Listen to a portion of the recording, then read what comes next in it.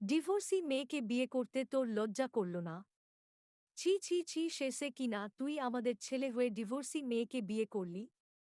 বিয়ের তৃতীয় দিন শ্বশুর বাড়ি যাওয়ার প্রস্তুতি নিচ্ছি, এমন সময় মা বাহির থেকে হন্তদন্ত হয়ে ছুটে এসে কথাটা বলল। পাশে তাকিয়ে দেখি আমার স্ত্রী অবনী মাথাটা নিচু করে দাঁড়িয়ে আছে। বুঝলাম মেয়েটা মন খারাপ করেছে।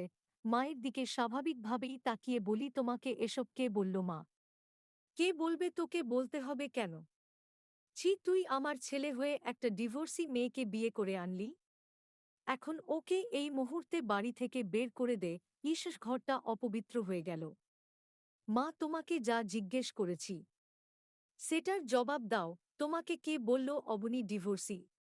কে আবার? তোর মাসি বলল। সে নাকি মেয়ের বাবার বাড়ির আশপাশ থেকে খবর শুনে এসেছে। বাহ বাহ, এ তো দেখছি পাকা গোয়েন্দা। তা মাসিকে একটু সামনে ডেকে আনো তো। আমার কথা শেষ করার আগেই পর্দার আড়াল থেকে মাসি বেরিয়ে আসে। তাকিয়ে দেখি তার চোখে মুখে বিশ্বজয় করার মতো আনন্দ। মাসি, বল বাবা, বল, কি বলবি? আমি কি আর বলবো মাসি, এত বড় একটা খবর তুমি দিলে। উফ, বাঁচলাম, না হলে তো জানতেই পারতাম না। আমি তোর বড় মাসি বাবা, তোর তো ভালো চাইবই আমি। তুই এক্ষুনি ওকে বের করে দে। তোর জন্য ভালো মেয়ে আমি খুঁজে এনে দিব। নীলু মেয়েটা বুঝি তোমারই, যে কিনা বয়ফ্রেন্ডের সাথে কক্সবাজার 10 দিন কাটিয়েছিল। আমার মুখ থেকে কথাটা শোনা মায় মাসি চমকে যান। এতক্ষণ তার মুখে বিশ্বজয় করার মতো হাসি থাকলেও মেয়ের কুকর্মের কথা শোনা মায় তার মুখে কালো মেঘ জমে গিয়েছে। এই শুভ মাসিকে কে কেউ খোঁটা মেরে কথা বলে? ক্ষমা চা তার কাছে। মাসি বলল, শুভ বাপজান, এটা আশা করিনি তোর কাছে।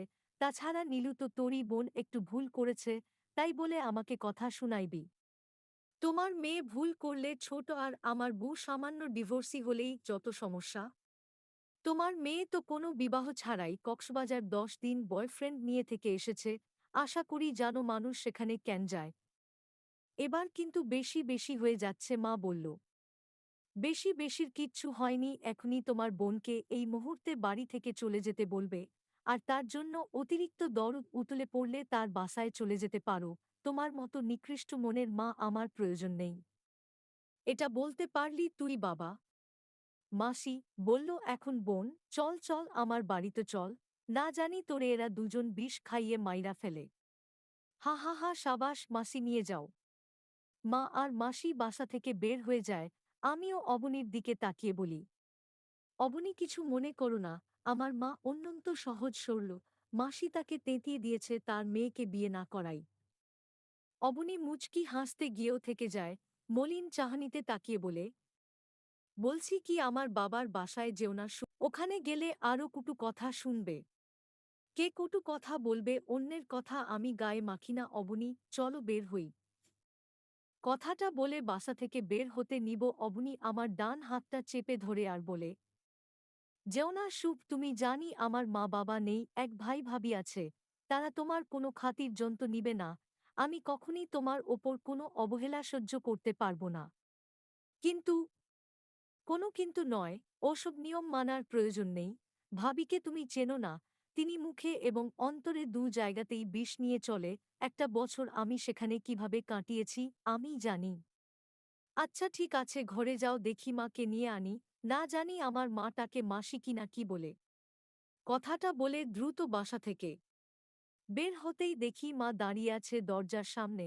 আমাকে দেখে দ্রুত বাহিরে চলে যেতে নিবে তার আগেই তাকে ধরে ফেলি আমি।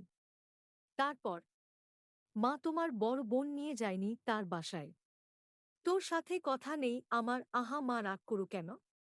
মাসি কি চলে গিয়েছে? মা, সে তো যাবেই। আমিও যেতাম, তবে তোকে ছাড়া আমি থাকতে পারবো না, তাই যাইনি। তাছাড়া বাসায় নতুন বউ আছে, তাকে তো একটু ভালো মন্দ খাওয়াতে হবে। হা হা হা, এই হলো মায়েদের মন। সত্যি বুঝি না আমি। একটু আগেই তাড়িয়ে দিতে বললে, আর এখন ভালো মন্দ খাওয়াতে চাচ্ছা? তুই চুপ থাক, তোর সাথে আমার কথা নেই। মা, শুনো, মাসির কথা কানে নিও না। তিনি অন্যের সংসারে আগুন লাগিয়ে মজা পান। আর বললে, না মা, কেন? আমি অবনীকে বিয়ে করেছি। আসলে মা, ওর স্বামী দুর্ঘটনায় মারা যান আজ 1 বছর হলো। তারপর থেকে ভাই ভাবির সংসারে ছিল। তোমাকে তো আর বুঝাতে হবে না ভাই ভাবির সংসারে থাকার কত জ্বালা। তুমিও কিন্তু ছিলে একসময়। সে আমি কি ভুলে গেছি? তোর বাবার অবর্তমানে তোর মামি আমাকে কত কষ্ট দিয়েছে, তোকে বিনা কারণেই মেরেছে, আমাকে কাজের বুয়া বানিয়ে রেখেছিল, কিন্তু আমার তুই ছিলে বলে আমি দ্রুত মুক্তি পাই, আজও আমি স্বপ্নে ওই দিনগুলো দেখি। তোমার মতোই অবনীও ছিল অমন কষ্টে। পাগলিটার কষ্টের কথা শুনি আমার বান্ধবী মুখে, আর তখনই মনে পড়েছিল তোমার আমার সেই দিনগুলোর কথা। আমি চাইনি আমার মায়ের মতো আর কেউ সেই কষ্ট পেতে থাকুক। তাই তো বিয়ে করে এনেছি। থাক আর মনে করাস না বাবা, চল ভেতরে চল। পাগলিটাকে একটু বুকে জড়িয়ে নেয়। তবে তোর সাথে আমার ভীষণ আড়ি, এই কথা আগে বললে কি আর আমার বোনের কথায় পাগলিটাকে এত কিছু বলতাম। থাক থাক, আমাকে আর দোষ দিও না, চলো বাসায়। দেখি গিয়ে ঘরে হয়তো ফুঁপিয়ে কেঁদে বালিশ ভেজাচ্ছ। সোফায় বসে আর চোখে তাকিয়ে আছি ডাইনিং টেবিলে বসে থাকা মা আর বুয়ের দিকে। মা আমার পরম জনতে, তার বৌমা নয়, নিজের মেয়েকেই খাইয়ে দিচ্ছে আর বলছে, মারে আমাকে ক্ষমা করে দিস, জানিস তো অন্যের কান পড়া অতি ভয়ঙ্কর। আপনার পরিবর্তনে আমি খুশি মা, তবে আপনার ছেলে বোধহয় একেবারেই অপ্রস্তুত আমাদের এই অবসায় দেখে। ওর কথা বাদ দে, ও তো হিংসুটে, ওকে আজ থেকে দেখিয়ে দেখিয়ে তোকে খাইয়ে দিন। ওকে একটু না বেশ জ্বালাবো দুজন মিলে। আমার কাছে এতগুলো কথা গোপন করেছিল। সে যাই বলো মা, তোমার বোমা কিন্তু আমাকে ঠিকই খাইয়ে দিবে, তবে আড়ালে। আমার কথা শুনে মুহূর্তে অবনী লজ্জায় মুখটা লুকিয়ে ফেলে মায়ের আঁচলের নিচে, আর মা রাগী গলায় বলেন, ফাজিল, তুই যা এক্ষুনি ঘরে, বোমাকে খেতে দে। সে না হয় দিলাম, তবে একটু তাড়াতাড়ি খাইয়ে দিও, আমাকেও তো আবার খাইয়ে দিতে হবে।